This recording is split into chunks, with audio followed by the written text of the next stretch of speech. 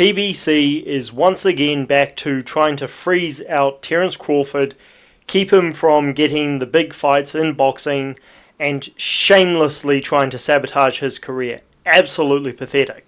Now, a lot of people have been suspecting this all week, and I started to get suspicious of it once we started hearing Leonard Ellaby pop up when nobody wants to listen to this guy talk, because a lot of the time it's just anti-boxing that he spews out of his mouth. And he was saying, we're going to give the title shot to Errol Spence. And you're like, hang on, you don't promote Tim Tszyu. Well, what say do you have in the matter? And he started talking again, like PBC had orchestrated this, and you thought, uh-oh, this ain't looking good.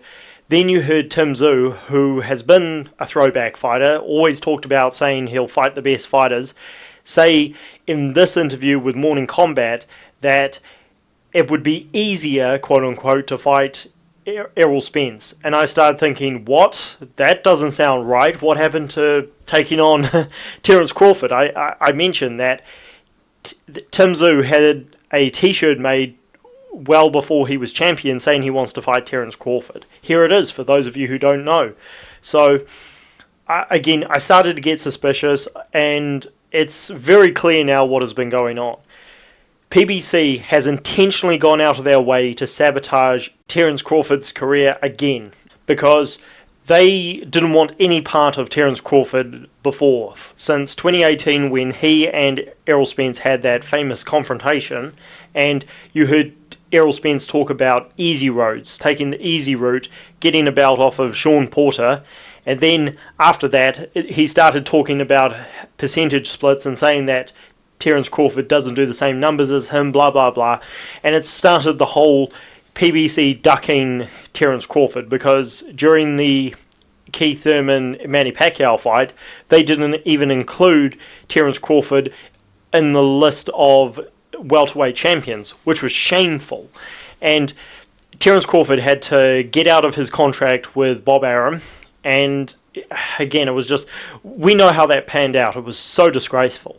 And now that Errol Spence finally fought Terence Crawford, because the only other option was Boots Ennis, and the Terence Crawford fight was a bigger fight, and Errol Spence got absolutely destroyed, the PBC, it seems clear as day that they wanted Errol Spence to not take the immediate rematch, because they know, and anybody who saw the first fight knows, Errol Spence would have got destroyed again, because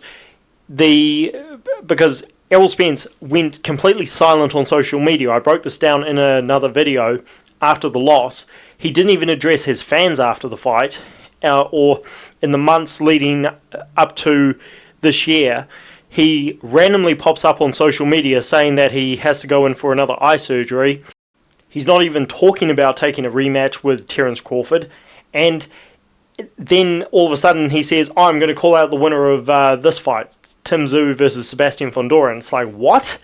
Terence Crawford, meanwhile, hasn't shown interest in fighting Boots Ennis, and who knows what would have happened there, because Boots Ennis also fights under the PBC, but it is what it is. He wanted to challenge the 154-pound champion, and the most recognisable, most successful name so far was Tim Tszyu, and Errol Spence comes up saying, no, I want to fight the winner, when Terence Crawford is the mandatory. And again, you've even got Tim Tszyu's manager saying that they are prepared to fight Errol Spence and may vacate the belt. So again, it is clearly orchestrated.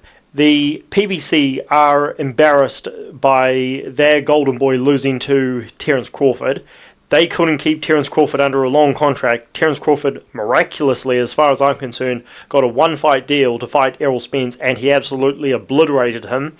So the PBC are, again, throwing out tons of money to the light middleweight champions, and they want their guy, Errol Spence, to fight the winner under their promotional banner, and it will give them a chance to make more money.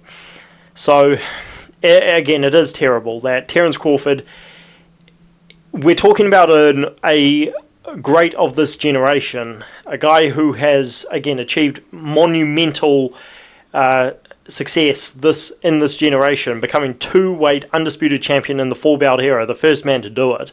And there could be three in a couple of months, but we'll get to that later.